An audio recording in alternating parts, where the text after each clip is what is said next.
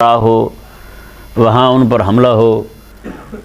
ایک جہاد کی صورت یہ ہے، اور دوسری جہاد کی صورت جو ہے وہ یہ ہے کہ کچھ لوگ جائیں چھپتے چھپاتے، اکا دکا بندے، 5-7 بندے، 10 12 15 30 40 بندے جائیں، چھپتے چھپاتے جائیں. ہیں جی، اگر دور کا سفر ہو تو رات کو سفر کریں، دن کو چھپر کے پڑے رہیں کہیں تاکہ دشمن کو آگاہی نہ ہو اس کے بارے میں. اسے عربی زبان میں تبییت کہتے ہیں. کیا کہتے ہیں؟ تبییت. تبیین نہیں، تبییت. تبییت کہتے ہیں رات کے وقت حملہ کرنا، جسے انگریزی زبان میں گوریلا وار کہتے ہیں. کیا کہتے ہیں؟ گوریلا وار کہتے ہیں. تو یہ یعنی کہ گئے کسی پر حملہ کیا، انہوں نے سنبھلنے نہیں دیا، تو اللہ تبارک و تعالی نے دونوں طرح کے حملوں کی اجازت عطا فرمائی. یعنی جماعتی طور پر ہو، انفرادی طور پر ہو، دونوں کی اللہ تبارک و تعالی نے اجازت عطا فرمائی. اور کریمہ کا صلی اللہ علیہ وآلہ وسلم آپ نے غزوہ حنین ہو گیا، بدر ہو گیا، احد ہو گیا، اس میں پورے لشکر لے گئے حضور. تبوک میں دیکھیں حضور 30,000 صحابہ کو لے گئے، 30,000 ساتھیوں کے ساتھ آقا علیہ السلام تبوک تشریف لے گئے. اس طرح کر کے بہت ساری جنگیں ایسی ہیں، 27 تقریباً جنگیں ایسی ہیں جن میں حضور خود تشریف لے گئے. حضور خود تشریف لے گئے. ٹھیک ہے نا جی. اور ان کے علاوہ جتنی جنگیں ہیں ان کو سرایا کہتے ہیں. کیا کہتے ہیں؟ سرایا کہتے ہیں، جن میں آقا علیہ السلام نے کچھ صحابہ کرام علیہ رضوان کی تعداد کو بھیجا کہ تم چلے جاؤ جی فلاں جگہ ان کا قافلہ جا رہا ہے، اسے روکنا ہے، یہ کرنا ہے، تم نے فلاں قوم پہ حملہ کرنا ہے، رات کے وقت حملہ کرنا ہے. بس اس طرح کر کے جن صحابہ کرام علیہ رضوان کو آقا علیہ السلام نے روانہ فرمایا، حضور خود مدینہ منورہ میں تشریف فرما رہے، ان جنگوں کو کہتے ہیں سرایا. کیا کہتے ہیں؟ سرایا کہتے ہیں. یہ سرایا سارے کے سارے وہی تھے جو میں نے آپ کے سامنے پہلے بیان کیا، گوریلا وار جسے کہتے ہیں. ٹھیک ہے نا جی. دونوں طرح سے حملہ کرنا دشمن پر اور دشمن کو کمزور کرنا کسی بھی طرح سے ہو، یہ بالکل جائز ہے. اللہ تبارک و تعالی نے خود اس کی اجازت دی ہے. اس آیہ کریمہ کے اندر یہ آیہ مبارکہ جو ہے نا، آیت نمبر 71، اس میں اللہ تبارک و تعالی نے یہی مسئلہ بیان فرمایا ہے. جیسے کہ پہلے بھی آپ کے سامنے ہو سکتا ہے کہ بیان کیا ہو، کریمہ کا صلی اللہ علیہ وآلہ وسلم نے جب حدیبیہ کے موقع پر ان کے ساتھ معاہدہ کیا تھا کہ ہمارا کوئی بھی بندہ، یعنی کہ مشرکین کا کوئی بندہ، مشرکین کے ہاں کوئی بندہ رہتا ہو، مسلمانوں کا ہو، ان کے ہاں قید ہو، وہاں سے بھاگ کر کے مسلمانوں کے پاس آئے گا، اس کی قوم تو مسلمان ہیں، وہاں ان سے بھاگ کر کے مدینہ منورہ میں آ جائے، مدینہ شریف میں آقا علیہ السلام کے پاس آ جائے، تو آقا علیہ السلام پابند ہوں گے اسے واپس کرنے کے. ٹھیک ہے نا. آقا علیہ السلام پابند ہوں گے اسے واپس کرنے کے. یہ انہوں نے معاہدہ کیا تھا. یہ بظاہر یہ شک جو تھی یہ اہل اسلام کی ظاہری بات ہے گھاٹے میں تھی بظاہر، لیکن حقیقت میں اس کا جو نفع ہوا ہے وہ آگے بیان ہوتا ہے. اور اگر ان کا کوئی بندہ وہاں چلا گیا تو وہ واپس بھیجنے کے پابند نہیں ہوں گے. مدینہ سے کوئی بندہ بھاگ کے ان کے پاس چلا جائے تو اسے واپس بھیجنے کے پابند نہیں ہوں گے، واپس بھیجیں گے بھی نہیں. یہ بھی معاہدہ میں یعنی کہ ماننا پڑا، اس پر بھی دستخط ہوئے. تو آقا علیہ السلام کے ایک صحابی تھے، وہ وہیں قید تھے، مکہ مکرمہ میں مشرکین کے پاس تھے. یہ حدیبیہ کے بعد کی بات ہے. وہ وہاں سے بھاگے رات کے وقت، کسی بھی طریقے سے کامیاب ہو گئے بھاگنے میں، مدینے پہنچائے. مدینے جب آئے تو اب دیکھیں جی امام الانبیاء صلی اللہ علیہ وآلہ وسلم جی دشمنوں کے ساتھ بھی کیے ہوئے معاہدہ اس کی خلاف مخالفت نہیں کر رہے حضور. وہ آئے نا تو آقا علیہ السلام نے فرمایا کہ دیکھو ہمارا ان کے ساتھ معاہدہ ہوا ہے، تو آپ جو ہے نا ہمارے ہاں نہیں رہ سکتے. انہوں نے کہا حضور میں آپ کے پاس نہ رہوں، یہ معاہدہ ہوا نا، ان کے پاس جاؤں یہ تو آپ کا معاہدہ نہیں نہ ہوا کہ آپ ہی مجھے ان کے پاس پہنچائیں گے. میں نہ ہمارے پاس نہیں رہ سکتا تم. وہ مطالبہ کریں اگر تو ہمارے پاس ہو تو پھر ہم پکڑ کے دینے کے لیے ہم ذمہ دار ہوں گے، پکڑ کے دیں گے، ہمارے پاس ہے تو چلا جا. انہوں نے کیا کیا جی، وہاں سے یہ ہے نا سمندری علاقہ ہے، مدینہ شریف سے کوئی 80-85 کلومیٹر دور جمبو جو ہے سمندر وہاں پڑتا ہے، وہاں پر انہوں نے جا کر اس علاقے میں، سمندری علاقہ چونکہ عموماً لوگ سفر کرتے تھے سمندر کے قریب سفر کرتے تھے کیونکہ انہیں کھانے پینے کی ضرورت پڑتی تھی، طبیعتیں ان کی ایسی تھی پی جاتے تھے پانی سمندر والا بھی. اور کھانے کے لیے مچھلی وغیرہ کا شکار بھی کر لیتے تھے. اس طرح کر کے کوشش ہوتی تھی ان کی پانی کے قریب قریب سفر کیا جائے, پڑاؤ کیا جائے تو وہ بھی پانی کے قریب کیا جائے. تو وہاں سے جو قافلے آتے تھے ملک شام سے, تو وہ راستہ وہی پڑتا تھا ان کو, سمندر کے قریب قریب جاتے تھے, چونکہ شام سے تجارتی قافلے آتے تھے, مکے جاتے تھے. تو انہوں نے جا کر کے کیا کیا, یہ آقا علیہ السلام کے صحابی جو مکہ سے بھاگ کر یہاں مدینہ آئے تھے, انہوں نے جا کر کے وہاں پہ اپنے ایک جھونپڑی بنا لی, وہیں رہنے لگے ہیں جی, اکیلا بندہ ہیں جی. پھر اللہ تبارک و تعالیٰ نے فضل فرمایا, انہوں نے کوئی پیغامات بھجوائے, مکہ سے جتنے بھی لوگ بھاگتے تھے وہ سارے کے سارے بجائے مدینے آنے کے وہیں پہنچتے تھے ان کے پاس ہیں جی. اس طرح کر کے ایسا ایسا ان کی ایک چھاؤنی بن گئی. انہوں نے پھر وہاں پہ چھاپہ مار مہم شروع کی اپنی طرف سے ہی. ہاں جی, مشرکین کے جو قافلے آتے تھے, اب کئی سارے لوگوں کو نا یہاں پہ اعتراض ہونا شروع ہو جاتا ہے, دیکھیں جی پھر مشرکوں کا قافلہ روکنا تو یہ تو پھر جائز نہیں ہے, ان سے مال لے لینا یہ تو جائز نہیں ہے. بھائی خدا کے بندے, مکہ مکرمہ میں پوری جداد مشرکین ضبط کیے بیٹھے تھے. مشرکین نے جدادیں ضبط کی تھیں, ان کی جناب ہر چیز, ان کے جانور مویشی زمینیں تک ہر چیز انہوں نے چھین لی ہوئی تھی. کیا مجرم سے یعنی کہ آپ کا وہ غاصب ہو, آپ اپنا حق لینے میں بھی آپ جناب آپ پر قدغن لگے گی؟ یہ سمجھ نہیں آتا لوگوں کو, پتہ نہیں کیسے تقوی جاگ جاتا ہے ان کا. تو یہ آقا علیہ السلام کے صحابی رضی اللہ تعالیٰ عنہ جو ہیں, انہوں نے پھر وہاں پر ایسی مہم شروع کی کہ ان کے جو بھی قافلہ ہے اسے ڈھا دیں وہاں ہیں جی. بالآخر مشرکین چیخ پڑے, انہوں نے کہا آقا علیہ السلام کی بارگاہ میں آ کر, آپ یہ والی شک ختم کر دیں, یہ والی شک ختم کر دیں. اب بتائیں نا, بظاہر جو صحابہ کرام علیہ رضوان بھی پریشان ہو رہے تھے, گھبرا رہے تھے کہ یہ تو ہمارے خلاف جا رہا ہے, لیکن اللہ تبارک و تعالیٰ پھر مالک اور خالق ہے نا جی. واللہ خیر الماکرین, بہترین تدبیر فرمانے والا تو مالک ہے ہیں جی. وہی شک وہ خود چل کے آئے مدینے میں, جی یہ شک ختم کر دیں, وہ جو آپ کی چھونی بنی ہوئی نا اسے ختم کریں, انہیں اپنے پاس ہی آنے دیں, کیونکہ انہیں پتہ تھا یہ وہاں بیٹھے تو ہم پر حملہ کرتے رہیں گے, یہاں آ جائیں گے یہاں معاہدے کی خلاف ورزی نہیں ہونی ہے جی. تو وہ پھر واپس آئے. تو اس طرح کر کے جتنے بھی کریم آقا صلی اللہ علیہ وسلم نے جتنے بھی سرایا روانہ فرمائے, وہ سارے کے سارے گوریلا وار تھے.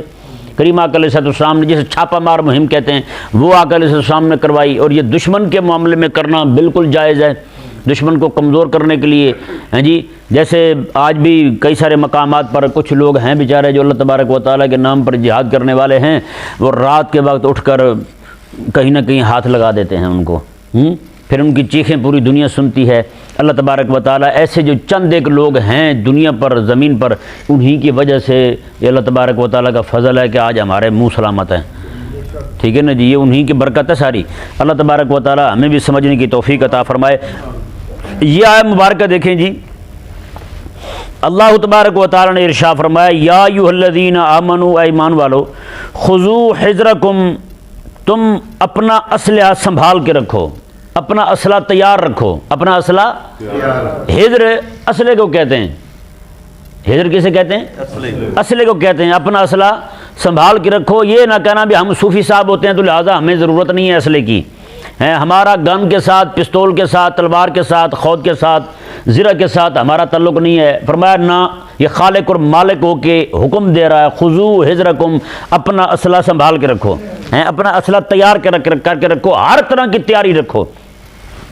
یہ ذہن میں رہی. یہاں پہ ضمناً میں آپ کو یہ بتا دوں, جس طرح نظریاتی اسلامی سرحد جو ہے, اسلام کی نظریاتی سرحد, نظریاتی سرحد جسے عقائد کہتے ہیں, عقائد اسلامیہ کہتے ہیں, شریعت حقہ کہتے ہیں, یہ اسلام کی نظریاتی سرحد ہے. ایک نظریاتی سرحد ہے اور دوسری وہ زمینی سرحد ہے. اگر ہمیں حکم ہے کہ زمینی سرحد جو ہے تمہاری اس کا دفاع کرو, اور ہم اربوں روپیہ سالانہ بجٹ اس کے لیے پیش کریں کہ جناب یہ ہماری زمین کا دفاع کریں گے, بارڈر کا دفاع کریں گے, تو جس طرح اس کا دفاع ہم پر لازم ہے, اسی طرح کر کے اسلام کی نظریاتی سرحد جو ہے اس کا دفاع بھی لازم ہے. کہ نہیں سمجھ آیا؟ جیسے آپ دیکھتے ہیں نا, کچھ ملک ہیں کہ انہیں ہر وقت خطرہ رہتا ہے کہ یہاں سے کوئی کبوتر بھی اڑ جائے تو اس کو پکڑنے کا بھی انتظام رکھا ہے انہوں نے, ہے یہ نہیں؟ کبوتر بھی جائے تو اس کو بھی پکڑنے کا انتظام رکھا ہے. وہ ان بیچاروں کو سوچ نہیں ہوتی, ہو سکتا ہے کسی عشق کے بیچارے نے اپنی محبوبہ کو خط لکھا ہو, وہ اسے بھی پکڑ کے جناب اس کی تفتیش کر رہے ہوتے ہیں، اس کے کپڑوں کی تلاشی لے رہے ہوتے ہیں بیچارے کبوتروں کی بھی. تو یہ معاملات چلتے رہتے ہیں ہر طرف ہوتے ہیں، تقریباً ہوتے ہیں. تو اگر کوئی بندہ جو ہے وہاں پہ پیدل جانے والے کا راستہ روکنے کے لیے تو اس کے پاس مواد ہو، اسلحہ ہو اس کے پاس، پیدل جائے تو اسے پکڑ لے، لیکن کوئی جہاز چلا جائے اس کو پکڑنے کا انتظام ہی نہ ہو، تو بتائیں ان کی سرحد محفوظ ہوگی؟ ان کی سرحد کبھی محفوظ نہیں ہو سکتی. میں یہ سمجھانے کے لیے آپ کو یہ بات عرض کر رہا ہوں، کسی بندے کے پاس گھر کے اندر مچھر آ جائیں، مچھر مارنے کے لیے تو موسپیل ہو اس کے پاس، جلیبی پڑی ہو دھنکانے کے لیے، ہاں جی، مکھیاں زیادہ ہو جائیں ان کو دھنکانے کے لیے اس نے جناب وہ رکھی ہو مکھیاں مارنے والی مشین، ہاں جی، سوئچ لگایا اور مکھیاں ساری فوت ہو گئیں. اچھا، مکھیاں اور مچھر مارنے کے لیے تو اس کے پاس کوئی نہ کوئی اسلحہ ہے، اور اس کے گھر میں کوئی کتا آ جائے اس کو بھگانے کے لیے اس کے پاس کچھ بھی نہ ہو. اگر اس کے گھر میں خنزیر آ جائے اس کو بھگانے کے لیے اس کے پاس کچھ بھی نہ ہو، تو بتائیں وہ بندہ دنا ہے؟ کوئی بھی ملک جو ہے وہ پیدل کو بندہ حملہ کرنے لگے اس کے ملک پر، اسے روکنے کے لیے تو طاقت رکھتا ہو، لیکن ہوائی جہاز ہی چلا جائے ان کے گھر میں، ہیلی کاپٹر چلا جائے، ہیں جی، جنگی جہاز چلا جائے، اس کو روکنے کی صلاحیت نہ ہو، تو بتائیں وہ ملک رہ سکتے ہیں دنیا میں؟ اب آپ دیکھیں اسلام کی جو نظریاتی سرحد ہے اس کی بہت ساری، جیسے کہتے ہیں کئی ساری حدیں جو ہیں وہ زیادہ سخت ہوتی ہیں سرحدیں. یہاں پہ حملہ ہو سکتا ہے، یہاں سے حملہ ہو سکتا ہے، یہاں پہ کوئی سارے علاقے ایسے ہوتے ہیں جہاں کے ساتھ دوسرے مسلمان لگتے ہیں، وہاں پہ زیادہ چکنا رہنے کی ضرورت نہیں ہوتی انہیں، ہے یا نہیں؟ بس اکا دکا فوجی جناب ادھر کھڑا ہے، کوئی ادھر کھڑا ہے، وہاں پہ اتنا ضرورت نہیں ہوتی، تھوڑے تھوڑے لوگ کھڑے ہوتے ہیں. تو اسلام کی جو نظریاتی سرحدیں ہیں اس کے کئی سارے معاملات بڑے حساس ہیں، کئی سارے مقامات بڑے حساس ہیں، اور کئی سارے جو ہیں وہ بالکل نرم ہیں.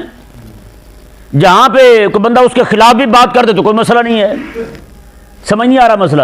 جیسے مثال کے طور پر عقیدہ توحید ہے.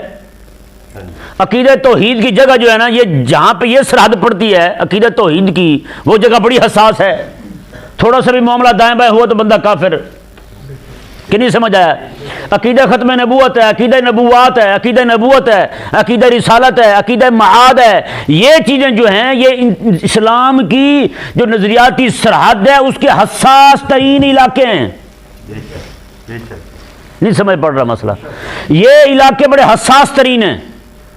اب بتائیں نا، ایک طرف آپ کے ہندوستان پڑتا ہے اور دوسری طرف آپ کے افغانستان پڑتا ہے.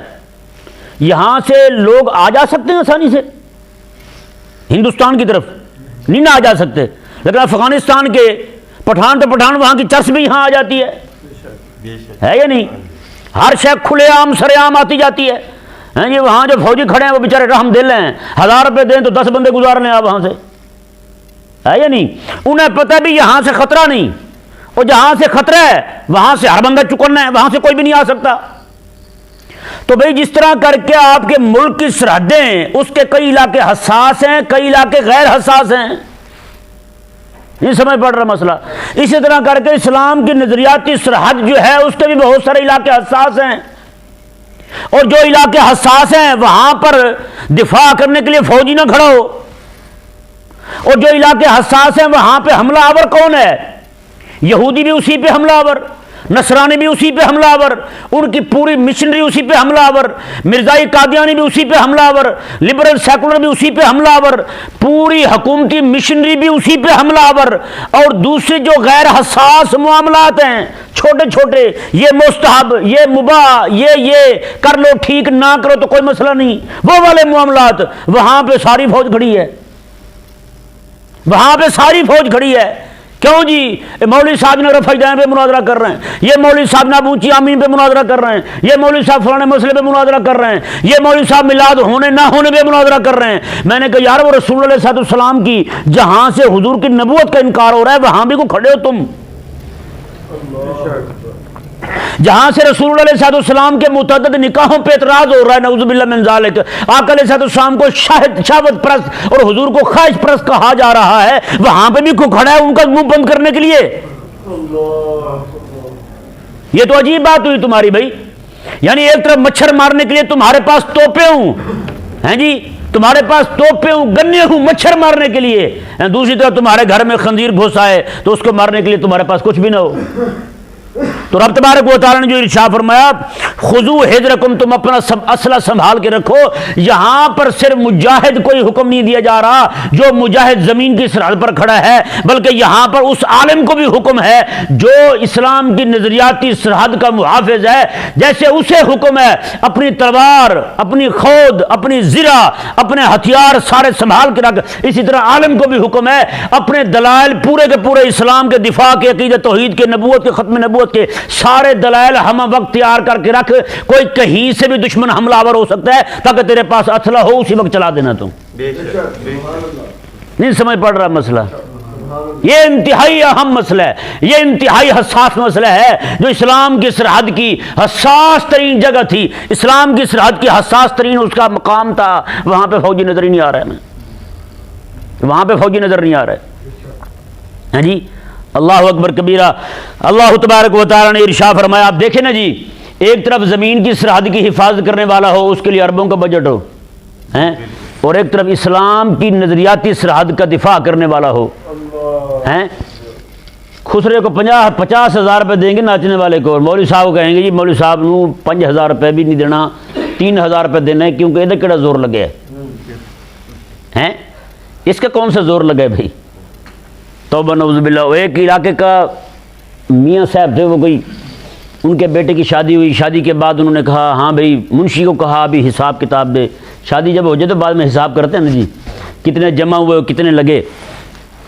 تو اس نے، وہ تھے بھی بھولے لوگ اس وقت، اتنی سمجھ بھی نہیں تھی ان کو، لیکن مولوی کے معاملے میں بڑے دانا تھے۔ انہوں نے کہا ہاں جی، پوری اس نے لسٹ نکالی، اس نے کہا جی بڑی جو ناچنے والی تھی ڈانسر مائی صاحبہ، اس نے 50,000 لیے، انہوں نے کہا اچھا ٹھیک ہے۔ اس نے کہا دوسری نے 30,000 لے، اس نے کہا چل ٹھیک ہے، سارے بتاتا ہے، اس نے کہا ٹینٹ والوں کے اتنے بنے، نائی کے اتنے بنے، فلانا کے اتنے بنے، آخر میں لکھا ہوتا 50 روپے مولوی نے لیا ہے۔ اس نے کہا جی اس نے کیوں لیا؟ اس نے کہا نکاح پڑھایا تھا۔ انہوں نے کہا نام مرادہ، اس کا کون سا زور لگا تھا؟ چل واپس لیا۔ وہ مولوی کے پاس پہنچ گیا 50,000 روپے لینے کے لیے، مولوی بھی کوئی عام نہیں تھا، وہ بھی کوئی پہنچا ہوا تھا۔ مولوی جناب، اس نے منشی نے بتایا، اس نے کہا بھی میاں صاحب بڑے غصے میں ہیں، وہ کہہ رہے ہیں کہ تو نے 50 روپے پورا لے لیا ہے نکاح پڑھانے کا، تیرا کون سا زور لگا تھا؟ اس نے کہا اچھا۔ اس نے نا وہ وان نہیں ہوتا چار پائی بنانے والا، بان جسے کہتے ہیں، اس کی پنی پڑی تھی گھر، وہ اٹھا لی اس نے، وہ لے کے آیا، آگے کہنے لگا جی بس بسم اللہ شریف پڑھی اس نے، مولوی نے اس کا ایک ایک دھاگا کھولتا گیا، کہتے لو جی یہ نکاح کی پہلی گرہ کھول گئی، یہ دوسری کھول گئی۔ اس نے اچھل کے نا میاں صاحب نے اس کے پاؤں پکڑے، انہوں نے کہا 50 ہور لے، تیری میرے بڑی نکاح نہ ادھیڑ ساڑا۔ ہیں جی بتائیں، تو ایک دم سے اس نے 50 اور نکلوا لیا اسے۔ تو یہ پتہ نہیں، جب بات آئے زمین کی سرحد کے دفاع کرنے والے کی ہیں تو کہتا نہیں جی بھائی انہوں نے بھی تو دسی بیٹھے ہیں۔ تو میں نے کہا یہ مولوی کی وجہ سے جو دین کا محافظ ہے، دین کا دائی ہے، اسی کی وجہ سے تیرے بچے مسلمان ہو رہے ہیں، اسی کی وجہ سے اسلام بچا ہوا ہے۔ ہاں جی، آج جو کلمہ پڑھا جا رہا ہے، اذانیں ہو رہی ہیں، ساری اسی کی وجہ سے ہیں۔ تو اس کی بات ہے تو کہتا نہیں اس کا کون سا زور لگتا ہے بھائی؟ ہیں ایک اگل دن نکاح پڑھایا ہم نے ایک جگہ پہ، ایک دوست بیٹھے ہیں ہمارے، وہاں بھی ایک بڑی بڑی مچھوں والے چودھری صاحب تھے، ہیں جی، تو وہ جب فیس دینے لگے تو 3,000 روپے۔ میں نے کہا یار یہ 3,000 روپے کا کیا مطلب ہوتا ہے؟ کہتا ہے ساڑھے کو تیمیں لگ دینے۔ میں کہتے ویاہ بھی اتھے کرنا سی مرے ہیں، تو رشتے بھی تو اتھے کر دینا، تو اتھے کیوں آئے ہیں؟ تو یہ عجیب بات ہے، یعنی وہاں سے گاڑی والے کو یہاں سے خرچہ اس نے دیا ہوگا، یہ نہیں کہا ہوگا یار ساڑھے پنڈ جاؤ تو انہیں پیسے لگ دینے، تو زیادہ کیوں لے رہے ہیں؟ انہوں نے کہا بھائی لاہور جا رہا ہے بن دینے اسے۔ ہاں جی، نچن ٹپن والے بھی انہوں نے بھی کیوں نہیں بھائی لاہور جا رہا ہے پیسے بن دینے زیادہ، یہ تو مولوی کی گل ہے۔ یہ انہوں نے کہا مولوی صاحب تھوڑا کیڑا زور لگے دسو، نہیں یہ عجیب بات ہے۔ بہرحال اللہ تبارک و تعالی ہمیں سمجھنے کی توفیق عطا فرمائے۔ کریم آقا صلی اللہ علیہ وسلم کے غلام تھے، بہت بڑے امام تھے، امام حسن بن زید رضی اللہ تعالیٰ عنہ۔ ہاں جی، اللہ اکبر۔ یہ ہر سال 20,000 دینار سونے کے سکے، 20,000 دینار کریم آقا علیہ السلام کے صحابہ کرام علیہ رضوان کے بچوں کے لیے مدینے بھیجتے تھے۔ یہ حضور کے آل پاک میں سے تھے، حضرت حسن بن زید رضی اللہ عنہ، ٹھیک ہے نا۔ 20,000 دینار حضور کے صحابہ کے بچوں کے لیے بھیجا کرتے تھے مدینے میں۔ ان سے کسی نے پوچھا کہ آپ اتنے پیسے مدینے بھیج دیتے ہیں، اتنا سونا، 20,000 سکے توڑوں کے توڑے بھرے ہوتے تھے، بوریاں بھری ہوتی تھیں۔ انہوں نے کہا یار تمہیں نہیں پتہ، انہوں نے ان کے والدین نے، ان کے آبا و اجداد، ان کے آبا نے کریم آقا علیہ السلام کے دین پر پہرا دیا ہے، انہی کی وجہ سے تو ہم مسلمان ہیں، انہی کی وجہ سے تو اسلام کی نظریاتی سرحدیں محفوظ ہیں۔ ہیں جی، تو اس لیے فرمایا کہ ان کے بچوں کا حق بنتا ہے انہیں دیا جائے۔ تو آج مولوی صاحب کے بچے اس بیچارے کو زندگی ساری جب بھی پھل ملیں گے کٹے ہوئے ملیں گے، کیلا بھی کٹا ہوا درمیان سے، سیب بھی کٹا ہوا، امرود بھی کٹا ہوا۔ میں نے کہا پتہ نہیں مولوی صاحب کا دروازہ اتنا چھوٹا ہے، انہیں پتہ بھی چھوٹے چھوٹے دروازہ ہے تو چھوٹی چھوٹی چیزیں اندر جاتی ہیں۔ عجیب بات ہے۔ مولانا روم رحمہ اللہ نے ایک بڑی زبردست بات لکھی ہے۔ آپ فرماتے ہیں کہ ایک چودھری صاحب کا گھر تھا، بڑا دروازہ اس کا، ایک بندہ چلا گیا فقیر، اس نے کہا جی کوئی شاید دیں مجھے اللہ تعالیٰ کے نام پر۔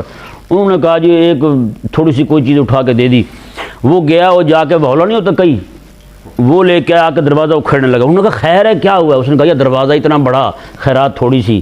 تو میں کہتا ہوں یا دروازہ چھوٹا کر دوں جتنی خیرات ہے تمہاری دروازے کی، یا پھر دروازہ بڑا ہے تو خیرات بھی بڑی دو، یا پھر دروازہ جتنی خیرات دی ہے پھر دروازہ چھوٹا کر لو، کچھ نہ کچھ تو کرو نا یار تم۔ اللہ تبارک و تعالیٰ ہمیں سمجھنے کی توفیق عطا فرمائے۔ اللہ تبارک و تعالیٰ نے ارشاد فرمایا جی دیکھیں فَانْفِرُوا ثُبَاتٍ أَوِ انْفِرُوا جَمِيعًا، اللہ تعالیٰ نے ارشاد فرمایا کہ تم اپنا اسلحہ سنبھال کے رکھو اور تمہیں اجازت ہے ثبات تھوڑے تھوڑے کر کے حملہ کرو، أَوِ انْفِرُوا جَمِيعًا یا پھر اکٹھے نکل پڑو، تم اکٹھے جماعتی طور پر نکل پڑو، یہ دونوں طرح تمہارے لیے جائز ہے۔ اللہ تبارک و تعالیٰ نے خالق اور مالک نے اجازت عطا فرمائی کہ تم دونوں جو ہے جا کر حملہ کر دو جس طرح بھی جی چاہے تمہارا، یہ اللہ تبارک و تعالیٰ نے کریم آقا علیہ السلام کو اجازت عطا فرمائی۔ آگے دیکھیں جی، یہ عموماً یہ ایک مسئلہ ہوتا ہے، بعض اوقات جماعت میں کئی سارے لوگ ایسے ہوتے ہیں جو خرابی کا سبب بن رہے ہوتے ہیں، ان کے اندر کے جذبات کچھ اور ہوتے ہیں لیکن شامل جماعت میں ہوتے ہیں، کھڑے جماعت میں ہوتے ہیں ظاہری طور پر، لیکن اندر کے جذبات کچھ اور ہی ہوتے ہیں، اندر یہی کہہ رہے ہوتے ہیں یار یہی ہار جائیں جن کے ساتھ ہم کھڑے ہیں، جن کے ساتھ ہم کھڑے ہیں یہی ہار جائیں، انہی شکست ہو، اور اندر کھاتے جذبات، نیک تمنائیں ان کی کسی اور کے لیے ہوتی ہیں۔ کریم آقا صلی اللہ علیہ وسلم کی جماعت میں، صحابہ کرام کی جماعت میں کچھ لوگ ایسے بھی تھے جو ایسی طبیعت کے تھے، ایسے مزاج کے تھے جنہیں منافقین کہا جاتا تھا۔ مدینہ منورہ میں ہی منافق پیدا ہوئے تھے، تو منافقین جو ہیں انہوں نے پھر جیسے دیکھیں نا، مکہ میں کوئی منافق نہیں تھا، مکہ میں منافق نہیں تھا، کیونکہ مکہ میں صرف مار ہی تھی، جس نے قبول کرنا تھا اسلام مار کھانے کے لیے قبول کرنا تھا، اور وہ بندہ ایسا پکا پیڑا، ایسا قوی بندہ پھر مکہ میں پیدا ہوئے ہیں، انہی کے ہاتھ میں پھر مدینہ منورہ میں پوری خلافت کی باغ دوڑ دی گئی۔ حضرت ابوبکر صدیق بھی مہاجر ہیں، حضرت عمر بھی مہاجر ہیں، حضرت عثمان بھی مہاجر ہیں، مولا علی بھی مہاجر ہیں، اس کے بعد حضرت امام حسن بھی مہاجر ہیں جی، یہ سارے انہی کے اولاد میں سے ہیں۔ حضرت امام حسن پاک رضی اللہ تعالیٰ عنہ مہاجرین میں سے ہیں، یعنی امام مولا علی رضی اللہ تعالیٰ عنہ کے بیٹے ہیں بڑے۔ تو یہ مدینہ منورہ میں نفاق تھا۔ نفاق کیوں تھا؟ یہ صرف اور صرف نفاق اس لیے ہوا کہ کیونکہ یہاں پہ صحابہ کرام علیہ مردوان کو اللہ تبارک و تعالیٰ نے فتوحات عطا فرمائی، یہاں پہ مال آنے لگا، تو کچھ جماعت میں لوگ ایسے شامل ہو گئے جن کے دل میں یہ خیال آیا کہ چلو کیوں نہ ایسا ہو کہ اگر یہ جیت جائیں تو ان کے ہیں، اگر وہ جیت جائیں تو ان کے، بعد میں ہم کھول کے سامنے آ جائیں گے، ویسے ہم حفاظتی طور پر اندر کھاتے ہیں، ان سے رابطہ رکھتے ہیں، اوپر سے ان کے ساتھ رہتے ہیں جی۔ تو یہ ثابت ہوتا ہے کہ یہ بات واضح کرتی ہے کہ جہاں پہ بھی مالی مفاد کی بات آئے گی نا وہاں پہ نفاق آئے گا۔ نفاق کہاں آتا ہے؟ جہاں پہ مفاد کی بات ہوگی۔ آپ بھی دیکھیں کئی سارے لوگ آپ کے ساتھ بڑے میٹھے انداز میں بات کر رہے ہوں گے ہاں جی، جب وہ اپنا مطلب نکال لیں گے تو بعد میں ان کا منہ کا ذائقہ بھی کڑوا ہو جاتا ہے ہاں جی۔ ایک بندہ آپ کے پاس پیسے لینے کے لیے آتا ہے تو بڑے میٹھے میٹھے انداز میں جناب نہیں جی تسی ساڑھے بھائی باپ ہو، آپ ہمارے یہ ہیں، آپ ہمارے وہ ہیں، لیکن جیسے ہی آپ سے وہ پیسے لے لے گا تو بعد میں آپ فون بھی کریں گے تو فون بھی نہیں اٹھائے گا، آپ کسی اور کام سے بھی فون کریں گے وہ فون نہیں اٹھائے گا، اسے یہی کھڑکے گی کہ یہ پیسے لینے کے لیے فون کر رہا ہے، اور آپ مانگیں گے 2-4 مرتبہ تو آگے سے جواب دے گا میں کون سا دوڑنے لگا ہوں یہاں سے، میں کون سا گھر چھوڑ کے بھاگنے لگا ہوں۔ لو کمال بات ہے آپ کی بھی، ویسے یہ انداز ان کے بدل جاتے ہیں کیونکہ وہ پہلے مطلب تھا اسے تو انداز بڑا میٹھا تھا اس کا۔ جیسے ہی وہ جناب وہ کہتے ہیں نا، ایک بندے نے کہا کہ یہ بندے کے مفاد جو ہے نا وہ طے کرتا ہے کہ کس کے ساتھ کتنی دیر میٹھا بولنا ہے، یہ مفاد طے کرتا ہے کتنی دیر مفاد ہے تو انداز میٹھا ہے، جیسے مفاد ختم تو انداز کڑوا ہو گیا۔ اللہ تبارک و تعالیٰ نے یہاں پر یہ نہیں فرمایا کہ فلانا بندہ ایسی حرکت کر رہا ہے، یہ نہیں فرمایا۔ یہ انداز دیکھیں قرآن کریم کا، قرآن نے یہ نہیں کہا کہ فلاں فلاں بندہ ایسا ایسا کام کر رہا ہے، فلاں فلاں بندے کے یہ جذبات ہیں، بلکہ قرآن کریم نے یہ کہا، اللہ اکبر، یہ انداز دیکھیں، وَإِنَّ مِنْكُمْ لَمَن لَّيُبَطِّئَنَّ، اللہ تعالیٰ نے ارشاد فرمایا اور بے شک تم میں سے کچھ لوگ ایسے جذبات رکھتے ہیں، تم میں سے کچھ لوگ سستی کا شکار ہیں، جہاد کا حکم سنتے ہی ڈھیلے پڑ جاتے ہیں، جب انہیں لگے کہ اب ہمیں موت جب سامنے آ رہی ہے تو انہیں موت ہونے لگ پڑتی ہے، پہلے ہی موت کا نام سنتے مرنے لگ پڑتے ہیں۔ وَإِنَّ مِنْكُمْ لَمَن لَّيُبَطِّئَنَّ، میں کہ وہ پہلے ڈھیلے پڑ جاتے ہیں، سست پڑ جاتے ہیں۔ اللہ تبارک و تعالیٰ نے فرمایا ان لوگوں کے جذبات میں سے ایک جذبہ یہ بھی ہے جو جذبہ غیر صالحہ ہے، فَإِنْ أَصَابَتْكُمْ مصیبہ، اگر تمہیں کوئی مصیبت پہنچ جائے تو چونکہ جہاد پہ جاتے نہیں تو پھر کیا کہتے ہیں؟ خوشی سے بغلیں بجاتے ہیں، کہتے ہیں قد انعم اللہ علیہ، اللہ نے بڑا انعام کیا ہے مجھ پر، ہاں اذ لم اکم معہم شہیدا، شکر ہے مولا کا میں جہاد پہ گیا نہیں تھا، میں نہیں گیا تھا، شکر ہے مولا کا، بڑی دنائی میری کام آ گئی، بڑا میں افلاطون ہوں اپنے وقت کا، بڑا دنا پھنے خان ترم خان ہوں میں، اللہ تعالیٰ نے بچا لیا مجھے، بڑا انعام کیا مالک نے، او جی شکریہ ادا نہیں کر سکتے اس کا ہم، دیکھو ہم بھی جاتے تو ہمیں بھی دو چار تیر لگ سکتے تھے، ہمیں بھی کوئی نیزے لگ سکتے تھے، شکر ہے ہم نہیں گئے، شکر ہے ہم عہد سے واپس آ گئے، شکر ہے بدر میں ہم نہیں گئے جناب، ہیں مالک کا بڑا فضل ہے، انعم اللہ علیہ، مالک نے بڑا انعام کیا ہے، اذ لم اکم معہم شہیدا، شکر ہے میں ان کے ساتھ حاضر نہیں تھا، میں وہاں نہیں تھا۔ اللہ تعالیٰ نے ارشاد فرمایا یہ بھی جذبہ ان کا خراب ہے، یہ بھی جذبہ ان کا صحیح نہیں ہے کہ میں کہ چلو کچھ حیا کریں، انہیں اپنے بچ جانے کی خوشی ہو رہی ہے، تمہارے مصیبت میں مبتلا ہونے کا دکھ ہی نہیں، اپنے بچ جانے کی خوشی ہے لیکن تمہارے مصیبت میں مبتلا ہونے کا انہیں دکھ ہی نہیں ہے۔ اس کا مطلب یہ ہے کہ تمہارے ساتھ وہ کوئی دلی نیک تمنا نہیں رکھتے دل میں، تمہارے لیے کوئی نیک جذبہ نہیں رکھتے اپنے دل میں، اپنے بچنے پر خوشیاں منا رہے ہیں، تمہارے دکھی ہونے کا انہیں غم ہی نہیں۔ آگے رب تبارک و تعالیٰ نے ارشاد فرمایا وَلَئِنْ أَصَابَكُمْ فَضْلٌ مِّنَ اللَّهِ، اللہ تعالیٰ نے ارشاد فرمایا کہ اگر محبوب علیہ السلام کے صحابہ جائیں میدان جہاد میں اور وہاں جا کر جہاد میں جا کر اللہ تبارک و تعالیٰ انہیں بغیر تکلیف پہنچنے کے بہت بڑا مال غنیمت عطا فرما دے تو جیسے لے کے واپس آتے ہیں تو ان کے دکھ بڑھ جاتے ہیں، کیونکہ آقا علیہ السلام مال غنیمت صرف انہی غلاموں کو عطا فرماتے تھے جو غانمین ہوتے تھے، یعنی جو جہاد میں گئے ہوتے تھے انہی کو حضور عطا فرماتے تھے، ان کے علاوہ نہ دیتے کسی کو۔ ہاں جن کی حضور ڈیوٹی لگا جاتے، جن کو آقا علیہ السلام فرماتے کہ آپ نے یہاں رہنا، جیسے مولا علی رضی اللہ تعالیٰ عنہ تبوک میں مدینہ رہے تھے، ہاں جی بدر کے موقع پر حضرت سیدنا عثمان غنی رضی اللہ عنہ مدینہ رہے تھے، ہاں جی بدر کے موقع پر حضرت عثمان غنی رضی اللہ تعالیٰ عنہ کو حضور نے ٹھہرایا تھا کیونکہ آقا علیہ السلام کی شہزادی بیمار تھی، آقا علیہ السلام وہ ان کے نکاح میں تھی، حضور نے فرمایا کہ آپ ادھر ہی رہو، ان کی تیمارداری کرو، حضور وہاں سے واپس آئے دیکھا تو ان کی تدفین ہو رہی تھی، اندازہ لگائیں، ہیں جی اس سے بڑی کوئی ترجیحات کا کون باپ سکھائے گا یار ہمیں، کریم آقا صلی اللہ علیہ وسلم نے کیسے ہمیں سکھایا ہے۔ تو حضرت کریم آقا صلی اللہ علیہ وسلم نے واپسی پر تبوک سے واپسی پر حضور نے مولا علی رضی اللہ تعالیٰ عنہ کو غنیمت عطا فرمایا، بدر سے واپسی پر آقا علیہ السلام نے حضرت عثمان غنی رضی اللہ تعالیٰ عنہ کو عطا فرمایا ہیں، اور جب واپس آنے لگے نا آقا علیہ السلام، جیسے آقا علیہ السلام وادی سے باہر نکلتے حضور نے ارشاد فرمایا، آقا علیہ السلام نے فرمایا کچھ لوگ ہمارے ساتھی ایسے ہیں جو مدینے میں بیٹھے ہیں لیکن جو جو وادی ہم گزر رہے ہیں، جو جو پہاڑ ہم چڑھ رہے ہیں اتر رہے ہیں، فرمایا کہ وہ بھی ہمارے ساتھ نیکی میں شریک ہیں، نیکی میں ہمارے ساتھ شریک ہیں۔ کیوں؟ ان کا جذبہ تھا یہاں آنے کا، لیکن وہ کسی مجبوری کی وجہ سے وہاں رہ گئے ہیں، یا حضرت عثمان غنی رضی اللہ تعالیٰ عنہ کو حضور نے فرما دیا یہاں رہیں، یا مولا علی رضی اللہ تعالیٰ عنہ، آپ رضی اللہ تعالیٰ عنہ تو تبوک کے موقع پر پیچھے سے بھاگ کے گئے تھے، منافقوں نے پیچھے سے باتیں کی، انہوں نے کہا جی آقا علیہ السلام اس لیے نہیں لے گئے حضرت علی کو کیونکہ علی کا خرچہ حضور کو اٹھانا پڑنا تھا، اس لیے آقا علیہ السلام نے خرچے سے بچنے کے لیے علی کو کہا کہ تو گھر ہی رہ، نعوذ باللہ۔ مولا علی رضی اللہ تعالیٰ نے جو ہیں آپ نے یہ بات سنی تو آپ پیچھے سواری پہ سوار ہوئے، دوڑ کے جا کے پیچھے جا پہنچے، آقا علیہ السلام میں کہ علی میں نے تمہیں وہاں ٹھہرایا تھا، تم یہاں کیوں؟ انہوں نے کہا یا رسول اللہ منافقین ایسی ایسی باتیں کر رہے ہیں۔ آقا علیہ السلام نے پھر حضرت علی رضی اللہ تعالیٰ کو جو تکلیف پہنچی تھی اس کا مداوع کیسے کیا؟ آقا علیہ السلام نے فرمایا کہ علی وہ تیری بھی شان ایسے ہے جیسے موسیٰ علیہ السلام کے ساتھ ہارون علیہ السلام کی ہے، لیکن فرق یہاں یہ ہے کہ حضرت موسیٰ علیہ السلام تو شرعی نبی تھے، یعنی اللہ تبارک و تعالیٰ نے پر شریعت نازل فرمائی تھی۔ حضرت ہارون علیہ السلام غیر تشریعی نبی تھے، شریعت ان پہ نازل نہیں ہوئی تھی، شریعت نازل ہوئی موسیٰ علیہ السلام پر، آپ ان کی شریعت کی تبلیغ کرنے والے تھے۔ یعنی موسیٰ علیہ السلام تشریعی نبی تھے، ہارون علیہ السلام غیر تشریعی نبی تھے۔ آقا علیہ السلام نے فرمایا کہ تمہیں وہی شان حاصل ہے جو ہارون علیہ السلام کو موسیٰ علیہ السلام کے ساتھ تھی، لیکن فرق یہ ہے کہ ان کے بعد موسیٰ کے بعد ہارون نبی تھے، میرے بعد نبی کوئی نہیں۔ اللہ اکبر۔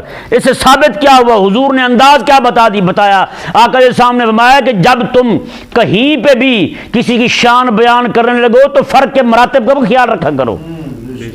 یہ نہیں کہ بندہ جلال میں آئے تو مولا علی کو خدا سے بھی آگے بڑھا دے، ہاں جی تیش میں آئے تو آقا علیہ السلام کو رب تبارک و تعالیٰ سے آگے بڑھا دے، ہاں جی تیش میں آئے تو جناب کیا سے کیا کہہ دے۔ نہ آقا علیہ السلام نے کیسے زبردست انداز میں مولا علی رضی اللہ تعالیٰ کو تسلی دی، انہیں تسلی بھی دی اور ختم نبوت پر پہرا بھی دیا حضور نے۔ اللہ اکبر کبیرہ۔ فرمایا کہ موسیٰ علیہ السلام تشریعی نبی، ہارون علیہ السلام غیر تشریعی نبی، تو اللہ تبارک و تعالی نے تشریعی نبوت وہ بھی ختم فرما دی مجھ پر، غیر تشریعی نبوت بھی ختم ہو چکی ہے، کیونکہ حضور نے فرمایا کہ علی کو میں کہ میرے بعد نبی کوئی نہیں ہے۔ اللہ اکبر۔ کئی لوگوں نے کہا نا مولا علی کے بارے میں، آپ کو اطلاع پہنچی کہ کئی لوگ میرے بارے میں کہہ رہے ہیں، آپ نے نہ میں حضور کا غلام ہوں، مجھ پر وحی کوئی نہیں آتی، میرے پاس وہی علم ہے جو حضور مجھے اللہ تعالیٰ کی وحی کے ذریعے بتا گئے ہیں، بس اس کے علاوہ کچھ نہیں ہمارے پاس۔ ہاں جی اللہ تبارک و تعالیٰ نے ارشاد فرمایا، جی دیکھیں وہ جب اللہ تعالیٰ انہیں عطا فرماتا تو لے کر واپس آتے تو ان کی تکلیف بڑھ جاتی، پھر کیا کہتے؟ اللہ تعالیٰ نے ارشاد فرمایا وَلَئِنْ أَصَابَكُمْ فَضْلٌ مِّنَ اللَّهِ، اللہ تعالیٰ نے فرمایا کہ اگر انہیں یعنی صحابہ کرام علیہ رضوان کو کوئی فضیلت پہنچے، کوئی فضل پہنچے، کوئی مال مل جائے، غنیمت مل جائے، کوئی چیز مل جائے تو لَيَقُولَنَّ كَأَن لَّمْ تَكُن بَيْنَكُمْ وَبَيْنَهُ مَوَدَّةٌ، تو فرمایا کہ یہ ضرور کہیں گے یار ہن کلے ہی ہو گئے تسی، ہن ویکھدے بھی نہیں ساڈے وال، یار کمال کر دے تسی، لم یکن بینکم و بینہ مودہ، تواڈے ساڈے وچ کوئی محبت یاری کوئی نہیں، ساریاں بھول گئے ہو تسی۔ استغفر اللہ، ہوتے نہیں ہوتے ایسے ہیں، بڑے سارے ایسے لوگ ایسی طبیعت کے ہمارے ہاں بھی پائے جاتے ہیں، جب اپنی کوئی جناب دیکھ پکے تو پھر کسی کو بتانے نہیں ہے، جب کسی کے ہاں پک جائے السلام علیکم پڑھنا، انہوں نے کہا بھائی تو آج تک سانو سلام نہیں کیتا تو آج تک وہ سکے میں نظر آئے بھائی، انہوں نے کہا بھی یہ سارا جڑا دیکھ جو دھواں اٹھ رہا ہے وہ کمال ہے یہ نہیں۔ ہاں اللہ تبارک و تعالی نے ارشاد فرمایا کہ وہ آگے کہتے ہیں کَلَّمْ تَكُن بَيْنَكُمْ وَبَيْنَهُ مَوَدَّةٌ، کہتے ہیں یار کوئی محبت یاری کچھ تو خیال کرو یار۔